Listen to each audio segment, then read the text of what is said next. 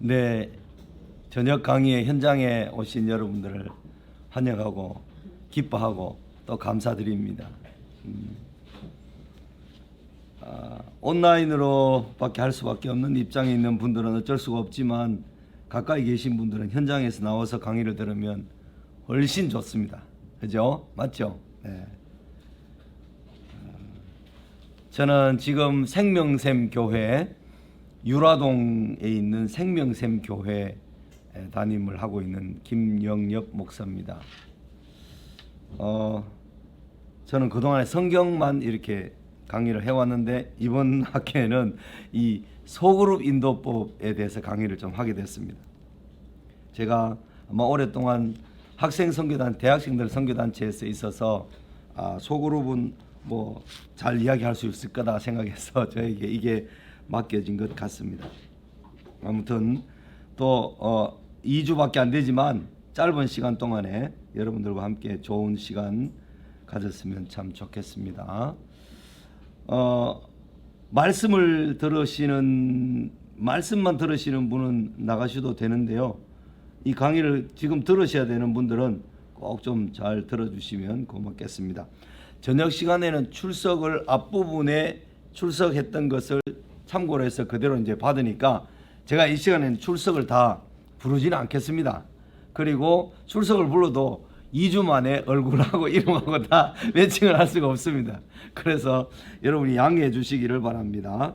제가 알아서 그 출석부를 우리 저녁 시간에 한 우리 김가편 목사님 체크된 것을 받아서 제가 그걸 참고로 해서 기본 점수를 드리고 성적을 내도록 그렇게 하겠습니다. 한번 기도합니다.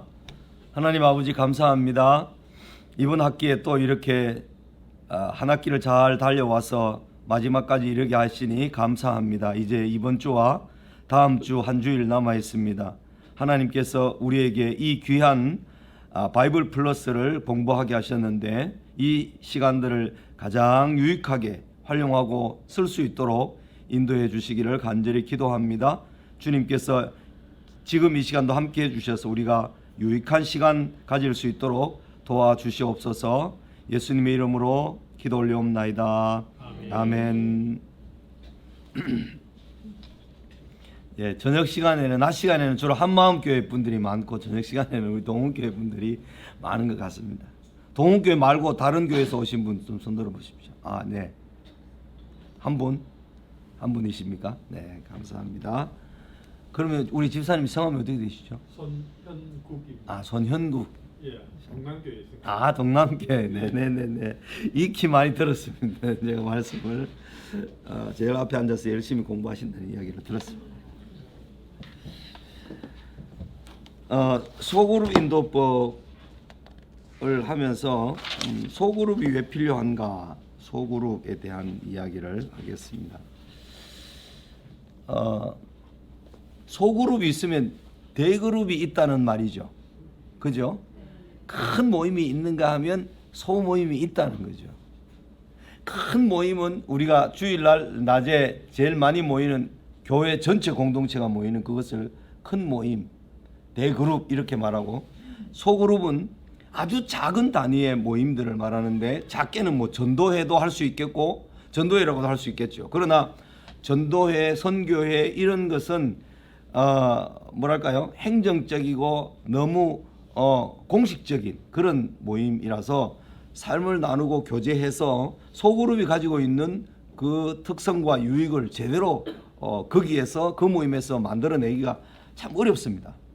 그래서 소그룹이라 하면 작은 그룹에서 모여서 함께 말씀을 가지고 큐티한 것을 나누든지 아니면 성경 공부를 통해서 삶을 나누고 삶에 서로 간섭을 해서 서로 작용을 해서 서로 뭐뭐하고 서로 뭐뭐하고 라는 말이 each other, 서로 뭐뭐해라, 서로 사랑해라, 서로 하나 되라, 서로 뭐해라 이렇게 하는 말씀이 성경에 한 50번 이상 나옵니다.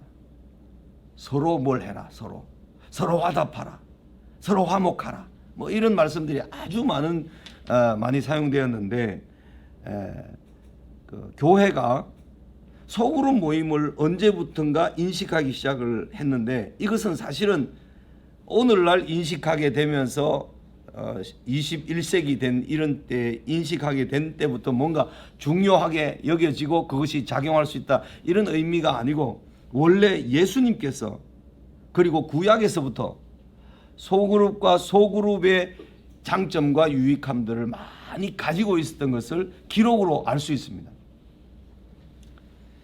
예수님의 제자들을 우리 12명이라고 알고 있죠. 12명. 그 중에 예수님의 제자들 중에 가장 안쪽에 있었던 서클은 베드로, 야고보, 요한이라는 이 세 사람입니다. 이 사람들은 회당장 야이로의 딸을 살릴 때도 이 세 사람을 데려갔고, 변화산에 올라갈 때도 이 세 사람만 데리고 올라갔습니다. 예수님께서 겟세마네 기도할 때도 제일 가까이에, 제일 예수님 가까이에 베드로, 야고보, 요한이 있었습니다. 그래서 사도 요한은 아마 요한복음 17장에 예수님의 대제사장적인 기도를 하실 때에 그 기도를 가까이에서 들었던 것 같습니다. 그래서 사도 요한이 그 요한복음 17장에 예수님께서 하시는 기도, 저들이 하나 되게 하옵소서, 저들이 진리로 거룩하게 하옵소서, 기도하는 내용을 쭉 기억하고 있다가 나중에 이제 요한복음 17장에서 기록했던 것 같습니다. 그렇게 예수님의 가장 안쪽에 있는 서클에 있는 사람들이 베드로, 야고보, 요한인데, 그들 말고 또 다른 형태의 예수님의 그 형태가 또 조직된 형태가 있는데, 그것을 알기 위해서 우리가 마태복음 10장과 사도행전 1장에 있는 말씀을 두 구절을 한번 읽어보도록 하겠습니다. 마태복음 10장 2절 3절을 2절 3절 4절을 함께 읽어보겠습니다. 같이 읽겠습니다. 12 사도의 이름은 이러하니 베드로라 하는 시몬을 비롯하여 그의 형제 안드레와 세베대의 아들 야고보와 그의 형제 요한, 빌립과 바돌로메, 도마와 세리마테, 알페오의 아들 야고보와 다데오, 가나안인 시몬 및 가롯 유다 곧 예수를 판자라. 이렇게 해서 12명이 나옵니다. 이 이름과 딱 여기 손을 넣어놓고 사도행전 1장으로 또 갑니다. 사도행전 1장에 가게 되면 1장 13절 말씀을 같이 읽어보겠습니다. 1장 13절입니다. 들어가 그들이 유하는 다락방으로 올라가니 베드로, 요한, 야고보, 안드레와 빌립, 도마와 바돌로메, 마테와 및 알페오의 아들 야고보, 셀로신 시몬, 야고보의 아들 유다가 다 거기 있어. 여기는 11명만 나옵니다. 누가 빠졌습니까? 가롯 유다가 여기에 빠져 있죠. 그래서 이 12명을 자세히 보게 되면 헬라식으로나 히브리식으로나 이름이 좀 다른 이름으로 있지만 항상 그 자리에 있는 사람들이 있습니다. 제일 먼저 나오는 사람이 베드로입니다. 그리고 베드로 다음에 요한, 야고보, 안드레, 이 세 사람이 있고, 그 다음에 두 번째 빌립이라는 사람이 나옵니다. 빌립이라는 사람 다음에 도마, 바돌로메, 마테 이렇게 있습니다. 그 다음에 알페오의 아들 야고보, 세베대의 아들 야고보와는 다른, 그 위에 있는 야고보와는 다른 야고보죠. 그 야고보와 그 야고보를 중심으로 하는 시몬, 야고보의 아들 유다, 다 거기 있어. 이렇게 나오죠. 그러니까 지금 예수님의 사역 중에 제일 안쪽에 있는 사람들이 베드로, 야고보, 요한 이랬죠. 이 세 사람이 예수님의 사역에 제일 인너 서클에 있습니다. 여기에 누가 빠졌는가 하면 여기에 안드레라는 사람이 빠졌어요. 그죠? 이 안드레와 베드로는 형제지간이죠. 그죠? 요렇게 형제지간이죠. 또 요렇게 친형제지간입니다. 이 네 사람이 예수님의 이 한 그룹이 돼요. 한 그룹. 그 다음에 빌립이라는 사람이 나옵니다. 빌립 그룹에는 누가 들어있는가 하면 바돌로메, 도마, 마테, 바돌로메, 도마, 마태. 이 사람이 빌립을 중심으로 또 한 그룹을 이루고 있습니다.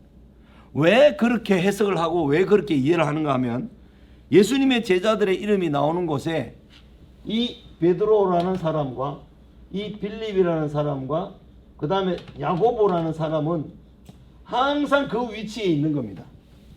마태복음에서나 사도행전에서나 첫 번째, 그리고 다섯 번째, 그리고 아홉 번째, 다섯, 여섯, 일곱, 여덟, 네 명이고 아홉, 열, 열하나, 열둘 이렇게 이런 위치에 야고보와 누굽니까? 야고보와 다데오, 그 다음에 시몬 가룟유다. 다데오, 시몬 가룟유다. 이렇게 한 명, 두 명, 세 명을 리드하는 소그룹의 리더, 소그룹의 리더, 소그룹의 리더였을 것이다. 이렇게 성경 해석자들은 그렇게 해석을 하고 또 제자와 사역을 하는 사람들의 생각에는 이런 판단이 다 있습니다. 보편적으로 그렇게 판단합니다. 그러니까 12제자들 무리가 다시 한 그룹, 두 그룹, 세 그룹으로 나눠져서 거기에 리더가 여기, 리더가 여기, 리더가 여기 이렇게 해서 세 그룹을 나누어서 활동을 많이 했을 것이다. 그런데 예수님은 또 이 세 사람만 데리고 주로 은밀한 곳에 함께 가셨다. 이렇게 해서 소그룹들의 구성이 이렇게 되어 있는 것을 알 수 있습니다. 12명이죠. 그 다음에 이 뒤에 이 다음에 12명 다음에 70인이 나옵니다. 70인 전도대를 보내죠. 그죠? 그런데 이 70인이라고 하는 이 숫자가 헬라어 성경에 보면은 72인으로 나옵니다. 72인으로 나오는데 이 72의 숫자는 12를 6번 하면 6그룹으로 72명이 되는 거죠. 12명의 6그룹으로 72인. 그 다음에 이거보다 더 큰 무리가 어떻게 됩니까? 120명. 120명의 무리가 함께 간절히 기도했더라. 그 다음에 이 밖에는 또 어떤 무리입니까? 500여 형제가 일시에 500여 형제가 일시에 예수님의 감람산에서 승천하시는 모습을 다 500여 형제가 일시에 보았고 그렇게 말씀할 때 이 형제들은 더 큰 그룹이었을 것입니다. 예수님께서는 500여 형제들에게도 또 이 밖에는 5,000명 형제들에게, 그죠? 4,000명 형제들에게, 그들에게 7병 이하로 5병 이하로 그들을 먹이시고, 이 숫자는 사실은 남자들 숫자만 세어서 그렇지 어린아이, 여자들 뭐 이런 노약자들 하면 사실은 뭐 10,000명 이상 됐을 거다 생각을 하는 거죠. 거의 10,000명이 가까운 숫자. 이 사람들에 대해서 예수님께서 팔복산, 거기 갈릴리 바다 북부에 있는 그 팔복산에 높은 데로 바닷바람이 쫙 불어올라가면 낮은 데서 말씀을 하면 한 이 많은 사람들이 다 강론을 들을 수 있는 그런 위치에서 예수님께서 이들을 상대로 사역을 하셨죠. 이들을 불쌍히 여기고 이들에게 먹이고 이들에게 가르치는 일을 주님은 외면하시지 않으셨어요. 그들을 다 돌봤어요. 그들의 필요를 다 도와줬어요. 그들이 다 예수님 말씀이 왜 그렇게 어려운가? 5병 이하로 떡을 먹고 난 다음에 이 떡이 내 살이고 그러면서 내 피를 마시는 자, 내 떡을 먹는 자 하면서 예수님이 설명했을 때 말씀이 너무 어렵도다. 그렇게 많은 사람이 다 떠나갔습니다. 예수님 물었습니다. 너희도 떠나려느냐? 그렇게 물었을 때 베드로가 그렇게 말하죠. 주여, 영생의 말씀이 여기 있사오며 우리가 어디로 가오리까? 그런 고백을 베드로가 하죠. 그러니까 예수님은 작게는 이 그룹에서부터 시작해서 이 그룹에서부터 시작해서 이 그룹들을 하나, 둘, 세 개 되는 그룹을 예수님께서는 분명히 가지고 계시고 이들의 나눔을 통해서 12명을 인도했을 것이고 그 다음에는 70인, 그 다음 120명, 500명, 5,000명, 10,000명 이런 사람들에게 대해서 동일하게 예수님께서 대중을 상대로 큰 모임을 외면하지 않고 그러면서도 소그룹을 소중하게 여기셨죠. 소그룹을 소중하게 여겼다는 것은 예수님이 오신 목적은 대중들을 이스라엘 백성들을 전체로 다 불쌍히 여기시며 긍휼히 여기셔서 그들이 치료하러 온다든지 도움을 요청할 때 다 도와주시는 그런 분이셨죠. 그런데 예수님의 사역의 핵심은 뭐였는가 하면 소그룹을 통한 제자와 사역이었습니다. 12명의 사역을 이런 다른 많은 열린 개방된 수많은 사람들의 사역보다도 더 소중하게 12명에 대한 사역을 행하셨다는 거죠. 은밀하게 같이 먹고 같이 자고 같이 생활하고 다니면서 그렇게 예수님께서 소그룹을 매우 소중하게 여기셨습니다. 예수님께서 소그룹을 소중하게 여겼다는 증거가 또 어디 있는가 하면 예수님께서 마지막으로 고별 강론 마치고 요한복음 17장에서 대제사장의 기도를 드리는 곳에 있습니다. 그 기도에 의하면 자신을 위한 기도를 1절부터 5절까지 드리고 난 다음에 제자들을 위해서 6절부터 19절까지를 제자들을 위해서 기도합니다. 그리고 20절부터 끝까지를 교회를 위해서 기도합니다. 그 기도하시는 장면에서 미래의 예수님을 믿게 될 많은 제자들을 위하여 기도하고 그 전에 제자들을 위한 기도를 하고 자신의 성별을 위한 기도를 했는데 그 세 그룹들을 위한 기도를 하는 내용에서 다 살펴보면 예수님의 기도가 이 세 대상자들을 위해서 기도하는데도 그 가운데 있는 예수님의 제자들을 위한 기도가 제일 진하고 제일 중요한 내용들이 있었고 그것이 반복되는 게 예수님의 제자들을 통해서 믿게 될 그 많은 교회로 소속될 사람들을 위해서 기도하는 내용이 나와요.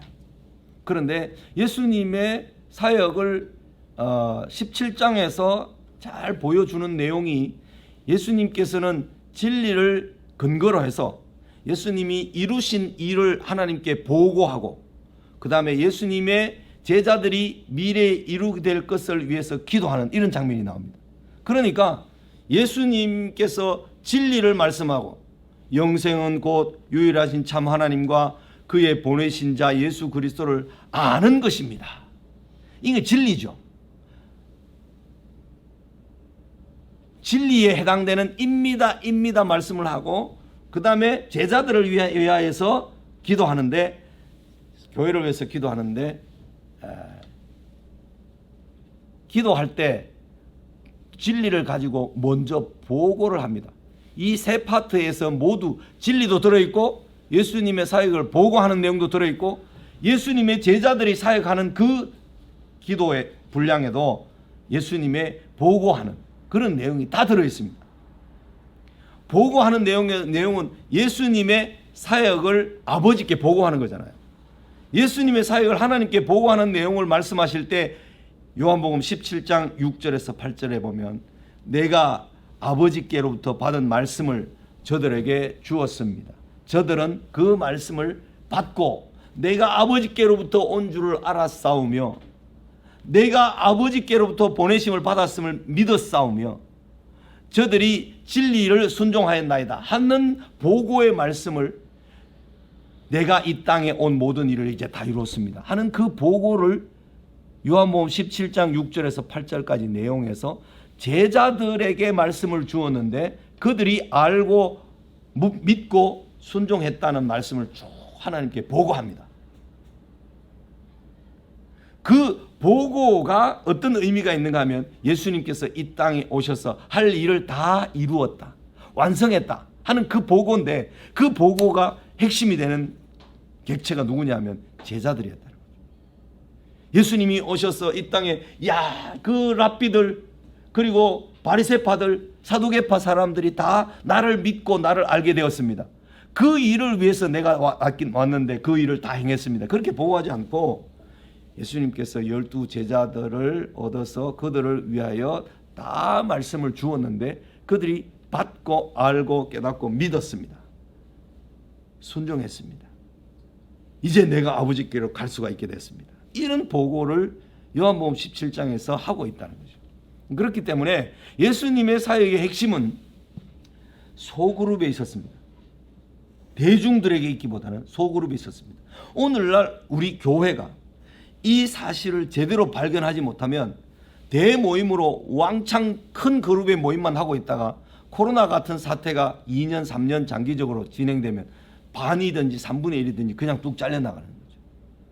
소그룹이 강력하게 세포 조직처럼 소그룹으로 잘 되어 있지 않으면 이게 대모임으로 되어 있는 모임은 결속력도 약하고 훈련도 약하고 나눔도 약하고 모든 것에서 약점을 많이 가지고 있는 상태이기 때문에 쉽게 교회를 많이 떠납니다. 그래서 5,000명, 10,000명 모였던 이 사람들이 예수님이 오병이어를 먹이시고 요한복음 6장에서 긴 강화를 하실 때 강화를 다 듣고 나서 어렵도다 하고 다 도망갔어요.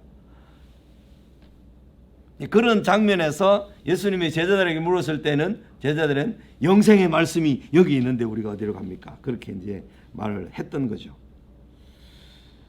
이제 우리는 소그룹 모임이 왜 필요한가? 이것은 뭐 성경적인 엄청나게 많은 강조점이 있는데 이 짧은 한 장으로 다 설명할 수 없는 것들이죠. 구약의 모세가 200만이나 되는 백성들을 이끌고 광야로 나왔는데 혼자 하루 종일 아침 일찍부터 저녁까지 재판을 하니까 누가 찾아왔습니까? 장인어른 이두로가 찾아와서 이것은 선하지 못하다 하면서 장인어른이 제안하죠. 재주와 덕이 겸비한 자, 그 다음에 불의한 이득을 좋아하지 않는 자, 이런 특성을 가진 좋은 사람들을 뽑아서 10부장, 50부장, 100부장, 1000부장을 세워라. 그렇게 말씀을 하시잖아요. 그렇게 할 때 10부장이라는 말은 10명 정도의 조직의 리더, 50부장은 50명 정도의 리더, 100부장은 100명 정도를 관할하는 리더. 이 사람들에게 율법을 잘 가르치고 율법을 테스트하고 율법을 교육해서 그들이 작은 그룹에서 일어나는 문제들, 작은 그룹에서의 살펴야 될 일들을 다 살피고 해결하도록 조직화하고 그렇게 만들어서 200만이나 되는 사람들이 광야 40년을 살 동안에 흐트러짐 없이, 그죠? 이지러짐 없이 일사불란하게 그들이 하나님께서 주신 계명을 따라 진을 동서남북으로 치고 이동할 때는 유다 지파에서부터 나중에 저 뒤에 지파 따르는 지파까지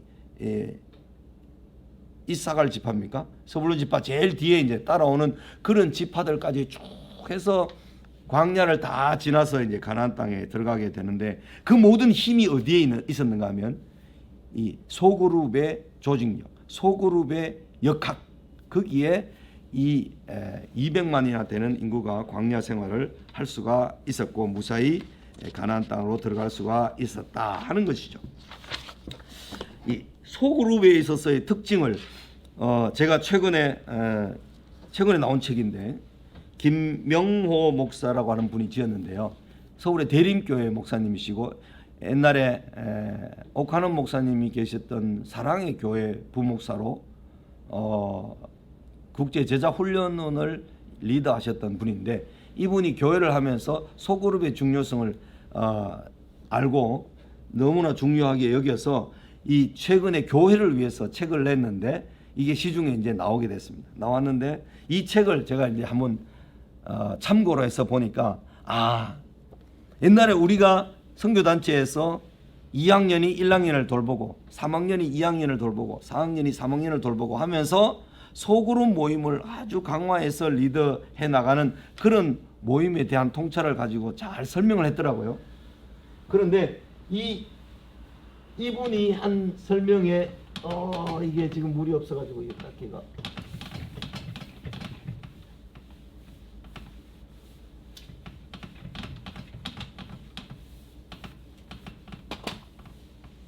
소그룹은 무엇을 지향하는가? 소그룹의 목표와 소그룹이 지향하는 게 뭐냐를 이 5개의 그림 동그라미로 이렇게 설명을 했어요.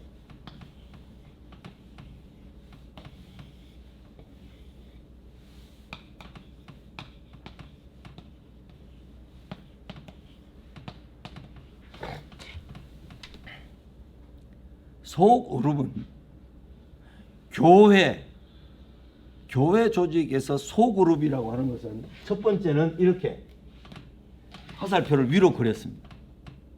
화살표 이런 벤다이어그램이라든지 화살표 이런 그림으로 딱 머리에 인식하면 쉽게 기억을 잘 할 수 있습니다.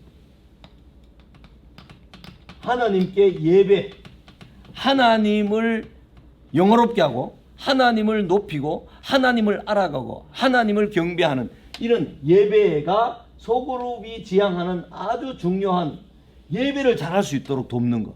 개인적으로 몸을 하나님의 거룩한 산제사로 드리는 것. 예배 시간에 예배를 잘 드리게 하는 것. 이 중요한 하나의 그 목표, 이것을 지향하고 있습니다. 두 번째는 이 화살표 밑으로 그려져 있습니다. 이것은 하나님의 말씀. 기독교는 계시의 종교라 그러죠. 계시의 종교.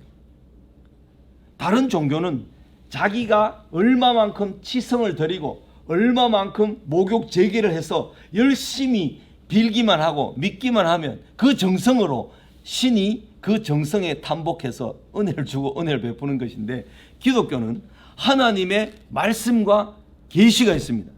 이 계시는 기록된 말씀으로 하나님께서 모세 오경을 모세에게 기록하게 하셔서 기록으로 주셨습니다. 이게 하나님이 주신 말씀이죠. 신약에는 사복음서가 있습니다. 마태, 마가, 누가, 요한복음. 예수님께서 직접 율법을 설명하시고 율법 외의 것도 설명하셔서 예수님께서 주신 말씀이에요. 주신 말씀. 그 다음에 이 주신 말씀 율법을 가지고 이스라엘 백성들이 역사적으로 시행을 했어요. 시행을 하는데 순종도 했고 불순종도 했고, 순종도 했고 불순종도 하면서 가죠. 그게 역사서들입니다. 역사서. 여호수아로부터 시작해서 느헤미야 뭐 이런 데까지 이르는 역사적인 기록들. 신약은 뭡니까? 사도행전. 초대 교회가 어떻게 했고 어떻게 실패했고 어떻게 하고 전도를 얼마나 열심히 했고 무엇을 근거로 해서 했는지에 대해서는 역사적으로 쭉 기록한 겁니다. 이것은 시행된 말씀입니다. 주신 말씀에 대해서 주신 말씀을 근거로 해서 시행을 했습니다. 시행을 하는 과정에서 순종과 불순종이 나타나면서 착오가 있든지 올바르게 됐든지 간에 해석된 말씀이 있습니다. 그것이 구약은 선지서들이고 신약은 서신서들이죠. 그러니까 주신 말씀, 시행된 말씀, 해석된 말씀이 구약 3개의 카테고리를 이루고 있고 신약 3개의 카테고리로 나누어서 생각해 볼 수 있는 거죠. 그렇죠? 그렇게 오경과 복음서, 그 다음에 역사서, 사도행전, 그 다음에 선지서, 그 다음에 서신서들, 이렇게 크게 카테고리를 3개로 나눠보면 구약의 하나님의 계시와 신약의 하나님의 계시가 다르겠습니까? 똑같겠습니까? 똑같습니다. 어떻게 똑같으냐고요? 하나님을 사랑하고 내 이웃을 내 몸과 같이 사랑하라. 신약에도 하나님을 사랑하고 내 이웃을 내 몸과 같이 사랑하라. 이것으로 신약 구약이 다이아몬드 형태로 딱 가운데를 접으면 주신 말씀, 시행된 말씀, 해석된 말씀으로 이렇게 신구약 성경이 그렇게 되어 있습니다. 그래서 기독교는 우리가 얼마만큼 열심히 뭔가를 믿고 정성을 들이고 온갖 종교적인 의식과 행위를 다 끌고 모아서 열심히 하고 하는 거기에 신앙의 본질이 있지 않습니다. 우리의 신앙의 본질은 하나님의 뜻을 아는데 신앙의 본질이 있어요. 하나님의 말씀을 이해하지 못하면 하나님 마음을 이해하지 못하고, 하나님 마음을 이해하지 못하면 긍휼히 여겨야 될 때를 진리로 자르고, 진리로 판단해야 될 때를 긍휼로 여겨버리고. 이게 내로남불이잖아요. 이게 내로남불이야. 내한테는 진리를 적용해서 엄격하게 자신을 그렇게 살아야 됩니다. 그런데 남한테는 진리를 먼저 갖다 대기 전에 인애를 먼저 갖다 대야 됩니다. 긍휼을 갖다 대야 된단 말이야. 남을 긍휼히 여기고 나를 진리로 엄격하게 관리를 하는 삶을 살아야 정상적인 그리스도인인데, 그리스도인들마저도 나는 로맨스고 니는 불륜이다, 이런 식으로 남을 정죄하고 자기는 잘못한 걸 많이 용서하고 긍휼을 다 자기에게 적용하고 남에게는 진리를 적용하고, 이건 아니에요. 하나님의 뜻에 의하면 하나님께서 우리에게 인애와 진리, 인자와 진리, 구약에는요, 그 다음에 신약에는 은혜와 진리, 이것은 하나님의 속성을 2가지로 딱 요약하고 있는 가장 중요한 말씀이에요. 하나님 사랑, 이웃 사랑, 인애와 진리로. 이 2가지는 우리 삶에 항상 균형을 가지고 나타나야 되는데, 하나님께서는 이 2가지를 완전한 균형을 가지고 행하시는 분이시죠. 그죠? 예수님을 십자가에 죽게 하심으로 죄의 값을 치루어서 합당한 대가를 다 치루시는 거죠. 그 대가를 치르시는 방법으로 진리를 적용하시고 긍휼을 베푸셔서 사람들을 용서하시는 거죠. 이게 하나님의 진리와 하나님의 은혜의 말씀이에요. 아브라함 시대 때도 율법을 행함으로 의롭게 되는 것이 아니라 믿음으로 의롭게 되고, 율법 시대에도 율법을 행함으로 의롭게 되도록 요구하신 것이 아니라 율법을 통해서 우리가 죄인이구나, 죽을 수밖에 없는 죄인이구나 하면서 딱 하나님 앞에 하나님만 의지하고 믿도록 믿음을 요구하는 것이 율법 속에 들어 있습니다. 예수님 오셔서 오직 믿음으로 말미암는 의를 우리에게 가르치셨습니다. 사도 바울도 그걸 가르쳤고요. 그러니까 율법 이전이나 율법 시대나 율법 이후 시대나 다 같이 동일하게 믿음으로 말미암는 의로 살게 되는 거죠. 우리가 구원을 얻게 된다는 거죠. 이제 그런 내용인데, 왜 소그룹에서 성경 공부를 반드시 가지고 있어야 된다. 성경 공부 없이 그냥 우리 친목 모임 하자. 처음에는 잘 모입니다. 그런데 몇 번만 모이고 나면 허무하다. 이게 뭐지? 우리 친목 모임인가? 이런 생각을 딱 가지기 때문에 목표가 상실됩니다. 이게 없으면. 이걸 하려면, 이렇게 하나님을 영화롭게 하고 하나님을 기뻐하고 하나님께 예배하려면 이게 있어야 되는 거죠. 항상 하나님 말씀에 비추어서, 계시에 비추어서 계시 의존적인 생각을 해야 되는 것이 기독교인들인데, 항상 하나님의 말씀에 비추어서 그 말씀의 빛 앞에서 점검받고 확인하고 이렇게 해야만 우리가 이제 제대로 하나님을 예배하고 기뻐하고 즐거워할 수 있죠. 하나님을 예배하고 기뻐하고 즐거워하는 것이 우리의 힘이라 그랬어요. 우리의 능력이라 그랬어요. 느헤미야 8장 10절에서. 그래서 이 말씀은 교회에서 소그룹 한다 이러면, 이걸 빼먹고 그냥 우리 소그룹 하자 이러면 절대로 안 됩니다. 꽝입니다. 이거 목표를 이루기 위해서 이것이 반드시, 이 두 가지는 절대로 뺄 수 없는 거예요. 세 번째는, 이분이 그림을 그렸는데 어떻게 그렸는가 하면, 화살표를 어떻게 그렸는가 하면 이렇게 그렸습니다. 구심력을 위하고, 이것은 내부의 사람들이 친목과 친근함과 가까움을 추구하는 구심력이 있어야 된다는 거죠. 리더를 중심으로 하든지, 거기에 어떤 말씀을 중심으로 하든지, 어떤 그 사람들이 함께 구심력을, 친근감을 갖도록 하는 이런 것이 소그룹의 아주 중요한 목표다. 네 번째는 원심력을 갖도록 하는 거죠. 원심력.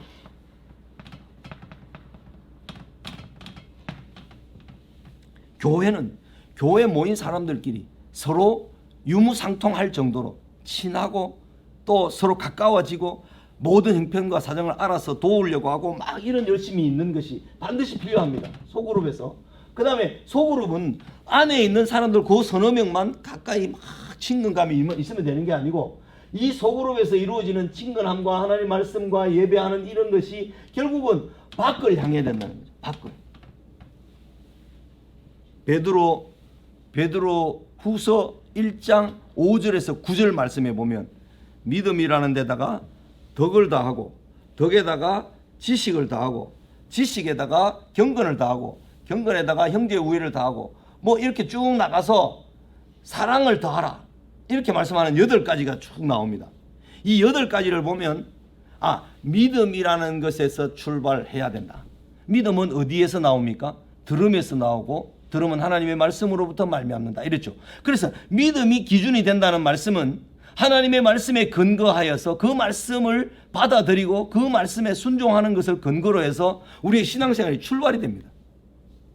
그 다음에 믿음에 덕을 다하고, 이 덕이라는 것은 모두의 유익 또는 아니면 공의 이런 것이 관련되어서 모두를 유익하게 하는 것, 자기만 유익하게 하는 것이 아니라 다른 사람을 유익하게 하는 것. 이것부터 시작해서 쭉 이렇게 8가지가 있는데, 이 안에 있는 믿음은 구심력의 중심지입니다. 원심력을 하는 사랑이라는 끝에 있는 것은 원심력의 핵심입니다. 사랑은 항상 밖을 향하게 돼 있죠. 자기를 향하는 것보다. 그래서 이게 믿음이라는 그 항목부터 시작해서 줄을 탁 만들어 끝에 사랑이라는 그걸 딱 달아놓고 그 사이에 더 지식 이렇게 쭉 더하면서 그거 다 달아놨다고 생각해 봅시다. 8가지. 이게 돌아가야 된다는 거죠. 움직여야 된다는 거죠. 원심력이 생기기 위해서는 이게 돌리면 바깥에 있는 사랑은 바깥으로 나가려고 하죠. 나가려고 밖으로. 그 다음에 믿음은 그 안에 중심으로 탁 잡아 붙들려 있죠. 이 끈이 떨어지지 않거나 끈이 역할을 못하게 되는 그런 일이 없도록 하기 위해서는 이 믿음이 가운데 튼튼하게 잘 기둥으로 있어야 되죠. 있는 가운데 그것이 잘 돌아가면 구심력도 생기고 원심력도 생겨서 탱탱한 긴장 가운데 그들이 해야 될 일들을 이룰 수 있도록 해준다는 거죠. 그래서 이거하고 이거는 구심력과 원심력 이렇게 보면 되겠습니다. 그죠? 그 다음에 마지막 5번째 그림에서 어떤 화살을 그려야 되는가 하면 이렇게 직선으로 오른쪽을 향해서 미래를 향해서 이게 뭐냐 하면 이 제자와 사역이라는 것입니다. 대학생들을 제자와 사역을 해보면 참 재미있는 게 있습니다. 1학년 때 열심히 들어와서 막 전도 훈련 시키고 뭐 시키고 훈련 시켜가지고 2학년이 딱 되면 그 후배들이 들어오지 않습니까? 그럼 이 애가 충분하게 지도자로서 양육되거나 훈련되거나 잘 안 됐더라도 이 친구에게 1학년들을 맡겨보면 이 친구가 맡은 그 일에 성실한 사람이라면 자기가 늦게 예수님을 믿었고 후배보다 늦게 예수님을 믿어 대학 와서 예수님을 믿었다 하더라도 리더로서 몇 명을 리더하면서 소그룹을 인도를 하다가 보면 이 아이가 엄청 빨리 자랍니다. 20년 동안 모태신앙에서 자라온 아이보다 훨씬 더 성숙하게 빨리 자라는 것을 볼 수 있습니다. 그래서 리더는 완성형으로 리더가 배출되는 것이 아니고 리더로 세워지면 그것이 완성되어 가는 모습을 많이 봅니다. 한 세대가 다음 세대에게 바톤을 이어줘야 되는 거죠. 2학년이 됐으면 1학년을 잘 리드해서 1학년에게 다음 세대에 복음이나 하나님의 진리의 말씀이 흘러가도록 바톤을 이어줘야 돼요. 우리는 우리 자녀들에게 바톤을 잘 이어줘야 됩니다. 우리 자녀들 교회도 안 나오는데 우리 자녀들 예수도 안 믿는데 이러면 이제 이게 이제 제일 가장 기본적인 단위인 소그룹인 가정에서 이게 뭔가 이제 착오가 생겼던 거죠. 잘못이 생겼던 거죠. 제가 아는 우리 목사님 중에 자녀가 그런 분들이 많이 꽤 있죠. 목사님 자녀가 교회를 떠나더니 혼자 외국에 가더니 거기서 사람을 만나서 거기서 혼자 결혼해서 사는 경우가 있습니다. 물론 그 본인은 신앙의 기본이나 근간은 버리지 않았겠죠. 그런데 떠나서 저기 외딴 섬에 가서 그렇게 사는 경우가 있습니다. 또 아예 교회를 나오지 않는 가운데 가까이 있으면서도 아예 교회를 나오지 않는 경우도 있습니다. 목사님들의 자녀가 이러하다면 성도들의 자녀는 또 어떻겠는가 하면서 안타까움과 답답함을 느낄 때가 있습니다.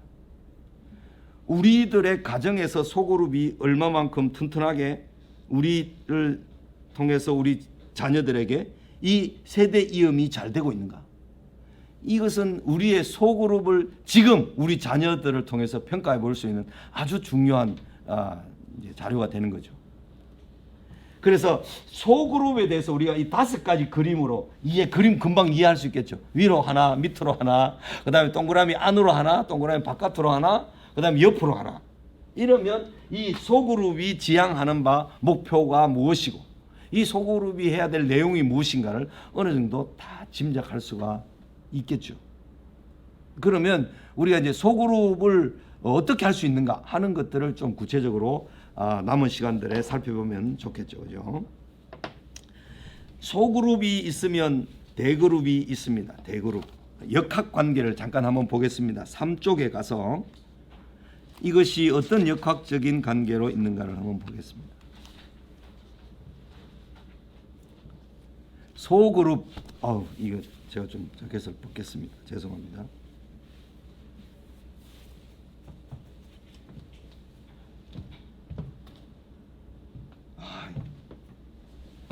요즘은 이게 한 한 살 더해질 때마다 뭔가 건강이 이게 점점 어려워지는구나 하는 것을 느낄 정도로 세월이 많이 흘렀습니다. 내 인생에서 청년들을 만나서 늘 사역하다 보니까 마음은 언제나 청춘인 것 같았는데 몸은 60대 중반을 이렇게 가고 있어서 이게 장난이 아니네 그런 생각을 할 때가 많이 있습니다.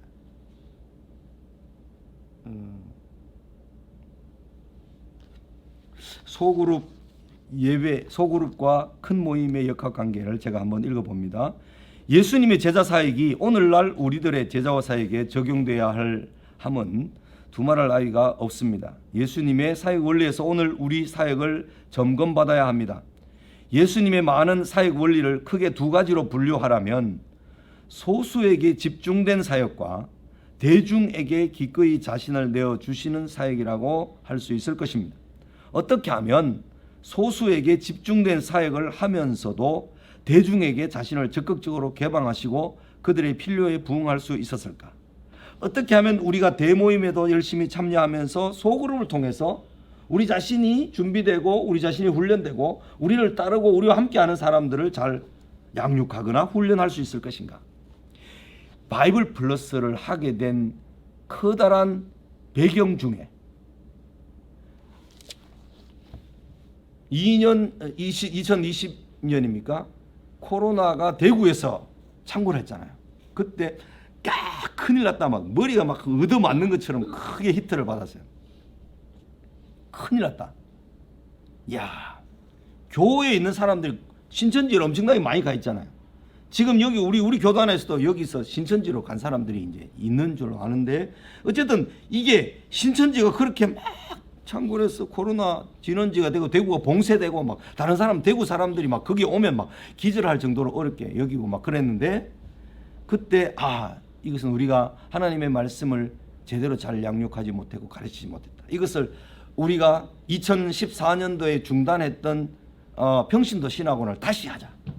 그래서 그런 히트를 받고 노회 청원을 해서 돈을 모아서 준비를 해서 커리를 만들고 막 해서 우리가 10명만 해도 참 좋겠다. 15명만 해도 할 수 있겠다. 뭐 이렇게 여겼는데 처음에 45명 정도가 왔었죠. 재작년에요.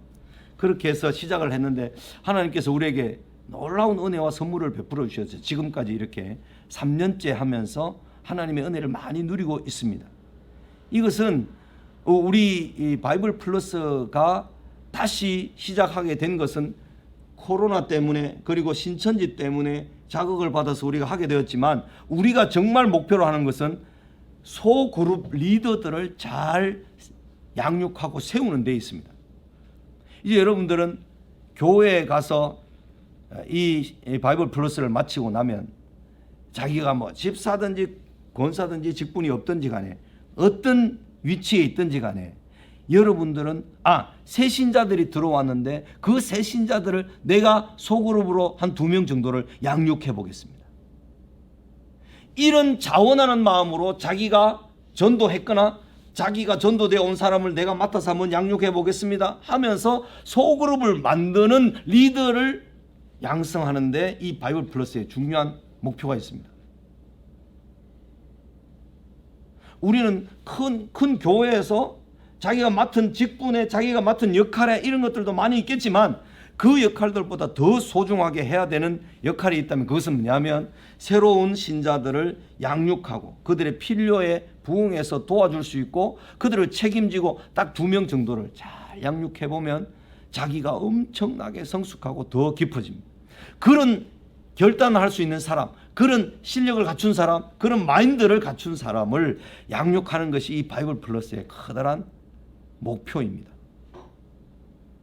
2년 끝내고 과정 끝내고 나는 이 과정 끝내고 장로 고시 면제를 받기 위해서 나는 이 공부에 왔다. 이렇게 하면 안 됩니다. 나는 이거 마치면 권사시켜주는 줄 알고 왔다. 이렇게 하면 안 됩니다. 그죠?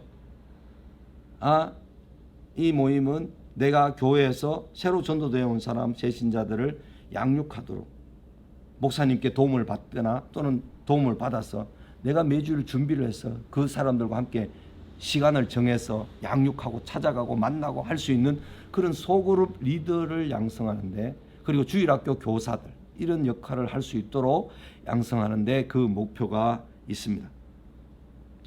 어떻게 하면 대그룹과 소그룹의 균형 잡힌 활동을 우리가 할 수 있을까? 이것을 잘 생각해야 합니다. 조금 더 보겠습니다. 그것은 네 번째, 다섯 번째 줄입니다. 무한한 능력의 하나님이신 예수님께서 제자들을 키우시는 데 있어서 절대적으로 중요한 요소를 그 두 가지로 보셨기 때문입니다. 만약 우리가 제자와 사역을 함에 있어서 소그룹 모임만 하고 교회 예배에 데려오지 않는다면 그는 균형 잡힌 제자로 자라기 어려울 것입니다. 그 반대로 예배는 나오는데 소그룹 모임을 통해서 그의 삶이 구체적으로 점검받고 나누어지지 않는다면 역시 장애를 가진 제자가 될 수밖에 없습니다. 기울어진다는 거죠. 소규모 그룹에서는 나눔을 통한 깊은 사귐의 구심력을 위한 것이라면 대규모 큰 모임은 비전을 함께 소유함으로 목표와 눈의 방향과 눈을 두어야 하는 위치를 확인하게 하는 원심력을 위한 것이다. 이 두 가지가 여기에 소그룹, 여기 대그룹 이런 것이 여기 다 포함되어 있죠. 그죠? 그런 것인데 소그룹 안에서 이런 내부 지향적이고 외부 지향적인 이 두 가지는 다 이제 있는 거죠. 그러나 이제 대모임과 소모임을 나누어서 이렇게 생각해 볼 때 대모임 쪽은 원심력을 위한 것이고 소모임 쪽은 구심력을 위한 것이다. 이렇게 딱 구분해서 생각하면 좋습니다. 대규모 모임을 통해서 예수님을 만났던 수많은 사람들 중에 매우 열심히 따라다녔지만 결국 예수님을 많이 떠났다는 것은 그들이 소규모 예수님의 그룹에 참여했지 않았기 때문이었다. 그러나 소규모 제자들의 모임에 참여했던 제자들은 그들을 비롯한 마가나 누가나 디모데나 이 사람들이 다 제자들의 제자들이었잖아요. 그래서 소그룹에서 양육됐던 사람들은 군중들과 많은 사람들이 떠나갔어도 그들은 떠나가지 않고 예수님 곁에 끝까지 있습니다. 예수님 곁에 끝까지 특별히 있었던 여인들, 예수님의 부활을 가장 먼저 보았던 여인들, 이런 사람들이 교회의 작은 모임에서 구심적인 역할을 잘 감당함으로 그들이 잘 섬기고 봉사하고 역할을 감당함으로 초대교회가 엄청나게 부흥을 했습니다. 제가 2008년도에 헝가리를 동유럽을 다녀온 적이 있습니다. 동유럽을 다녀왔을 때 동유럽에 있는 개혁교회를 이끌었던 개혁주의 신학교가 있습니다. 리포움드 신학교라고 그 신학교를 한번 방문한 적이 있습니다. 시골 골짜기로 이렇게 들어가서 시골에 있는 신학교였는데 그 신학교에 가면 보통 유럽에는 그 커다란 입구 대문에다가 동으로 부조를 만들어 놓잖아요. 동으로 역사를 이렇게 역사적인 중요한 사건들을 그림으로 새겨서 동으로 문에 다 이렇게 기록으로 남겨놓습니다. 그 기록을 보니까 헝가리가 공산혁명이 일어나서 다 공산주의가 되었을 때 남자들은 다 목사를 파직당하고 다 쫓겨나고 남자들은 군대로 다 가고 안 그러면 남자들이 목사에서 다 파직을 시켰을 때 그 교회가 여자들이 다 목사 안수를 받아서 그 개혁 교회 신학교 그것을 다 유지하고 그들이 목사가 되어서 또 교회에서 역할을 다 했더라고요. 뭐 이런 이야기를 하는 게 좀 이상하지만 우리는 아직도 여자 목사를 아직도 허락하지 않죠. 우리 교단에서는 그 뭐 전체적으로 합의를 해서 열어야 되는 이야기지만 어쨌든 그렇게 하고 있습니다만은 그 유럽에서는 불가피하게 공산 그 혁명이 일어나서 전부 다 남자들이 다 사라지게 됐을 때 여자들이 다 교회를 지켰더라고요. 그 그림에 대한 부조들이 그림에 쫙 이렇게 그 학장이 나와서 설명을 해주는데 잘 들었습니다. 남자 여자를 따지지 않고 하나님께서 우리를 소그룹의 리더로 사람들을 양육하거나 인도하고 그들을 돌볼 수 있는 역할을 하도록 우리를 세워주셨기 때문에 그죠? 저는 개인적으로 그렇게 생각합니다. 남자 여자 따로 뭐 목사를 할 수 있고 없고 지도자를 할 수 있고 없고 이런 것을 그렇게 뭐랄까 딱딱하게 그렇게 해야 되는가 이런 생각도 좀 하고 있습니다. 그럼 교단의 그 질서를 위해서 그걸 내 혼자만 생각하고 있어야지 막 이렇게 비판을 하면 안 되죠. 그렇죠? 그렇지만 어쨌든 소그룹을 리더하거나 지도자로 양육하는 데 있어서 자매들이 상당히 중요한 역할을 많이 하고 있는 것이 사실입니다. 신앙은 삶입니다. 삶의 현장에서 나타나는 것이 신앙이고 그 삶의 현장이 나누어지고 치료받고 새로워지는 것이 신앙이죠. 신앙은 삶과 동떨어진 주일만의 별도의 한 삶이 아닙니다. 일주일의 삶이 주일에 영향을 주고 주일의 예배가 일주일의 삶에 영향을 주죠. 그것은 곧 우리 삶의 현장은 곧 신앙을 반영하고 있고 신앙은 곧 삶의 현장에 나타나야 한다는 것입니다. 삶 속에 반영되는 신앙은 때로는 무기력하게 때로는 강력하게 나타날 수 있습니다. 또 아예 반영되지 않을 수도 있습니다.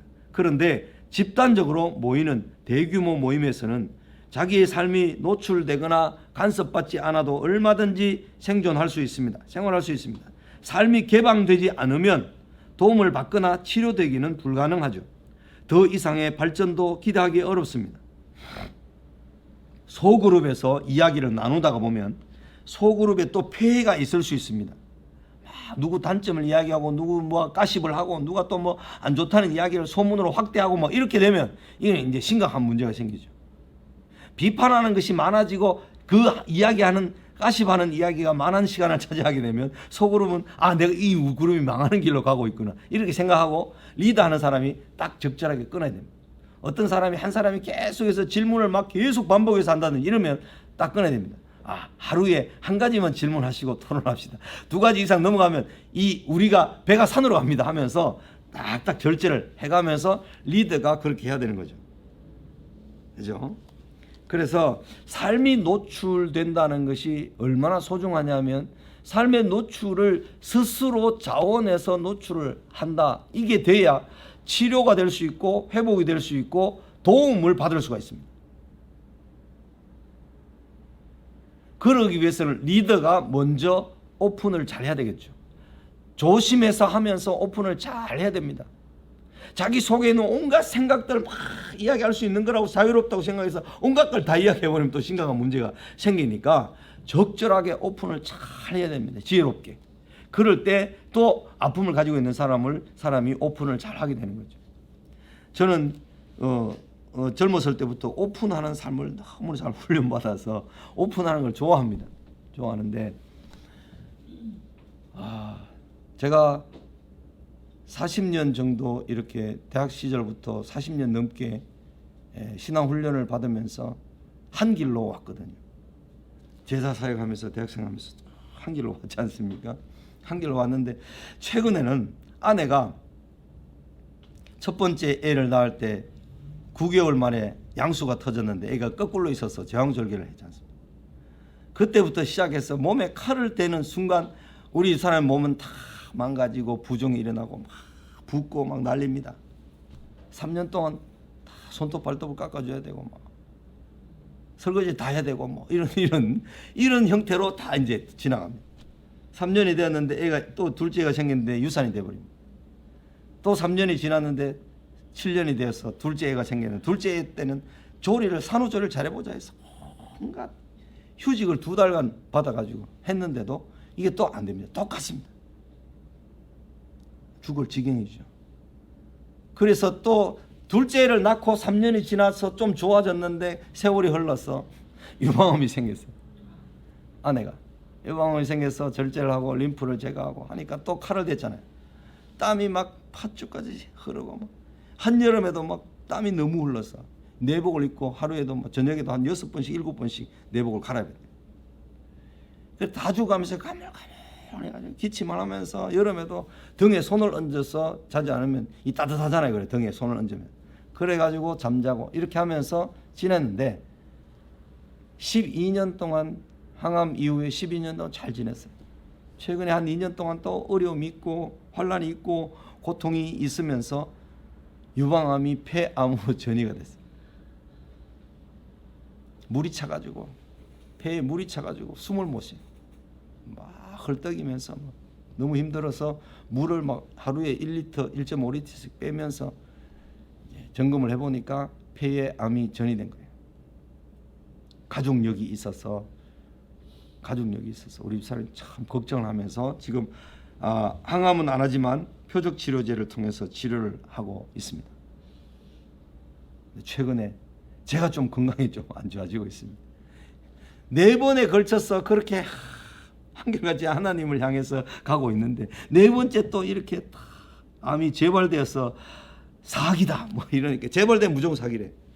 그래서 아내도 비실거리고 저도 집안일이 많아지고 바깥에 일들이 많아지고 하면서 조율을 해야 되지만 어떻게 굴러가야 되니까요. 그러다 보니까 제가 많이 좀 피곤해지는 것 같아요. 몸이 약해지는 것 같고. 최근에는 새벽 기도를 우리는 아침마다 늘 2명 정도 나오는 가운데 새벽 기도를 안 빠지고 하는데요. 새벽 기도를 하는데 하나님 왜 이리 고난이 많습니까?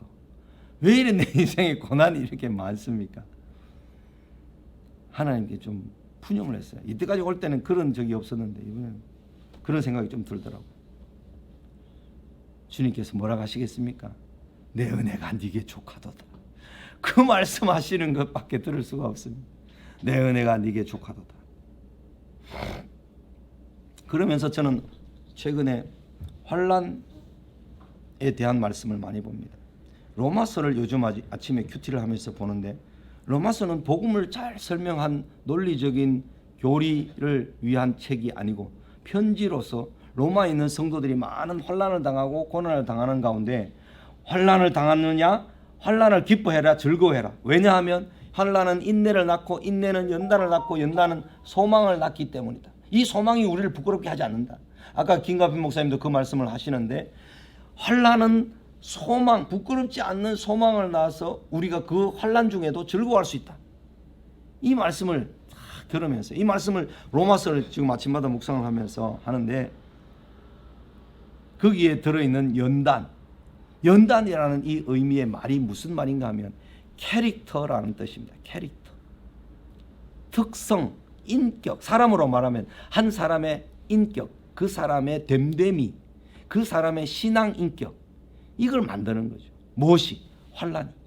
환난이 인내를 하게 해서 인내는 결국은 단련되어서 속에서 성화되고 또 막 주님께 푸념도 하지만 주님께 기도하지만 찬송하고 감사하고 그것을 주님의 은혜의 선물로 받기도 하고 여기기도 하고 그러면서 연단되어 가는데 이 연단의 캐릭터의 특징이 뭐냐면 증명된 재료 뭐 그런 뜻을 가지고 있습니다. 증명된 재료. 이 재료는 특히 100% 금이다. 이 재료는 100% 강철이다. 이런 것으로 되기 위해서는 반드시 환난이 필요하다는 거죠. 환난을 거치고 환난을 인내하는 중에 그 사람의 신앙 인격이 하나님이 받으실 만한 하나님이 기뻐하실 만한 신앙으로 된다는 거죠. 그래서 믿음으로 말미암아 믿음에 이르게 된다 하는 그 말씀이 거기에 적용되는 거죠. 그 말씀은 아브라함이 100세에 얻은 아들을 100세 이후에 이삭을 바치라고 하는 말씀에서 이삭을 바치러 두 말 군소리도 안 하고 새벽에 일찍 일어나서 챙겨 가지 않습니까? 그렇게 했고 그 아들을 죽이려고 했을 때 하나님께서 이삭을 살려내시면서 하시는 양을 주셨는데 양 대신에 이삭이 살아났죠. 이것을 통해서 아브라함이 믿음이 온전케 되고 믿음이 온전한 데에 이르게 되는 거죠. 어떤 믿음입니까? 없는 것을 있는 것 같이 하여 부르시는 하나님을 믿고 죽은 자를 살리시는 하나님을 믿게 된 거죠. 그것이 로마 4장 17절에 구체적으로 아브라함의 믿음으로 소개되고 있죠. 믿음에서 믿음으로 이르게 된다는 말은 환난을 통해서 인내를 낳고 인내는 그 사람의 신앙 인격 캐릭터를 만들어서 순금처럼 캐릭터를 만들고 그 사람에게 소망을 낳게 해서 그 소망 때문에 환난을 즐거워할 수 있는 수준으로까지 이 네 가지 단계가 한 단계로 다 압축이 되어서 환난이 주어졌을 때 아, 하나님께서 나를 만드시는 연단의 과정에 있구나. 이런 생각을 하면서 내 환난을 소망으로 즉시 받을 수 있다면 그것은 즐거워할 수 있는 일이죠. 그것은 불평이 아니라 감사함으로 받을 수 있는 일이죠. 그렇게 가야만 우리 신앙이 제대로 이제 연단이 되고 제대로 훈련이 되는 거죠. 그래서 환난을 두려워할 거라든지 환난을 싫어하고 힘들어할 것이 아니라, 그죠? 환난 가운데 환난 중에도 즐거워야 된다. 이 말씀을 우리는 듣습니다. 로마서를 읽으면서. 그래서 로마서 8장으로 가서도 하나님의 영광을 얻을 자는 영광과 함께 고난도 받아야 마땅하다. 우리가 현재 받는 고난은 장차 얻을 영광과 비교할 때 좋게 비교할 수 없다. 비교할 수 없을 만큼 우리가 장차 얻을 영광은 크고 광대하다. 이 말씀을 쭉 8장이 이어져서 하잖아요. 그래서 하나님은 모든 것을 합력해 선을 이루시고 모든 것을 예수 그리스도와 함께 아들을 주신 예수 그리스도와 함께 선물로 주시고 모든 일에 넉넉히 이기게 하시는 그 하나님의 은혜가 8장에서 쫙 전개되면서 성도의 삶의 클라이막스, 이 최고봉에 있는 로마서 8장에서 우리의 신앙생활 전체에 대한 엄청난 힘과 위로와 능력을 우리에게 제공해 주고 있습니다. 로마서 5장에서 비롯된 환난, 소망, 즐거움, 그것이 8장에 오면 클라이막스로 최고봉에 이르러서 9장부터 11장까지는 이스라엘에 대한 하나님의 주권 이게 나오고 12장부터 16장까지는 이제 하나님께서 우리에게 구체적인 실천을 어떻게 하며 살 것인가 그것을 가르쳐주는 것이 후반부 12장부터입니다. 로마서를 이제 잘 여러분이 읽어가시면서 로마서는 교리서라기보다는 로마에 있는 성도들이 환난을 잘 견뎌내도록 환난을 영광스럽게 여기고 환난을 즐거워하고 환난 가운데 소망을 잃지 않도록 하기 위한 엄청난 위로의 말씀이 로마서에 들어있구나 이렇게 이제 이해를 하면서 가야 합니다. 어디서 이야기를 하다 여기까지 왔죠? 환난 이야기하다가 여기까지 왔습니까? 여기까지 좀 하고 우리 소그룹 모임의 특성을 우리가 했는 것을 근거로 해서 다시 한번 리뷰를 하는 시간을 잠깐 갖겠습니다. 55분에 다시 수업을 재개하겠습니다.